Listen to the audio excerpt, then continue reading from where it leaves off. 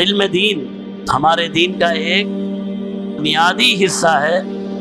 और जनाब नबी करीम सल्लल्लाहु अलैहि वसल्लम ने इस तरह भी से बयान फरमाया तलबुल इल्मी फरीदतुन अला कुल्ली मुस्लिमिन व मुस्लिमतिन। फरमाया इल्म हासिल करना हर मुसलमान मर्द हो या औरत हो उस पर फर्ज है।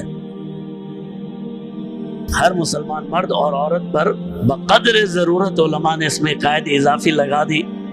क़ैद ज़रूरत का मतलब यह है कि इतना इल्म कि उसके अफ़आल और उसकी इबादत सही हो जाए, उसकी नमाज सही हो जाए, उसका रोज़ा सही हो जाए, उसकी ज़कात सही हो जाए।